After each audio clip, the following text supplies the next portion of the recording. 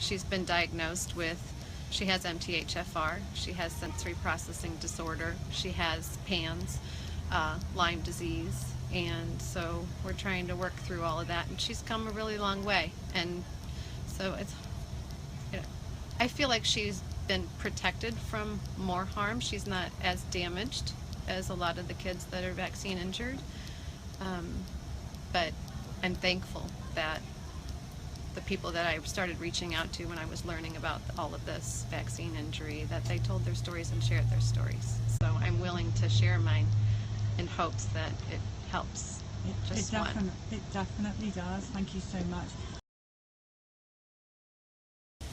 Tell everybody who you are. Jennifer Barker. And this is a story about your daughter. Annabelle Barker. Okay, and this is, you know, all these stories are a little bit, they're all the same, but they're all a little bit different, of different vaccines or different age. And this is a story about an injury very, very early on. Okay, let's do it. So you're pregnant? I'm pregnant. I had a friend that was pregnant, and she asked me if my OB was pushing the H1N1 flu vaccine. And I said no, I didn't know anything about it, and I wanted to research it. So I started researching it and decided, gosh, this is some horrible stuff. I don't want anything to do with that. So when I went to my next visit, they did ask me if I had my flu shot, and I said I didn't want it. So we were having ultrasounds done on a regular basis because she had some thickened nuchal translucency on the back of the neck. She had cystic hygromas on the sides of her neck. And so we had concerns that she might have Down syndrome or some type of chromosomal disorder. So we were doing monthly ultrasounds and praying big. Good. And when she was born perfect. No chromosomal disorders. The cystic hygromas had disappeared. But anyways, somebody had recommended Dr. Sears' book. And so we had interviewed her pediatrician to make sure that he was on board. We wanted to do a delayed schedule, and he was.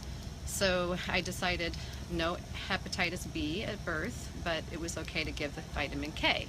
Well, now I know differently, but so she had vitamin K at birth. She was jaundice, but everything else was good. But she didn't nurse well, and they said they're sending me home with formula. And then the 2-month doctor visit, the nurse was working me. She really wanted me to get her vaccinations, and I was insisting that I didn't want to do that. And then the doctor came in and he started working me, even though he was on board. What kind of things were they saying?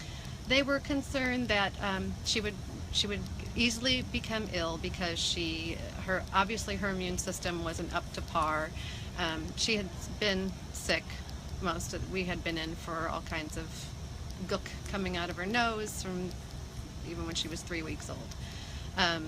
And so they kept telling me that I needed to do this to protect her. And so I caved, and I let them give her the DTaP and the rotavirus that day. And she didn't have an immediate reaction. But it was several days later we noticed that she wasn't sleeping. She would cry uncontrollably. She wouldn't sleep unless we were rocking her. She'd sleep in a rocker, in a swing, and she wasn't breastfeeding at all anymore. She just didn't want me. It seemed like she didn't want that connection with me.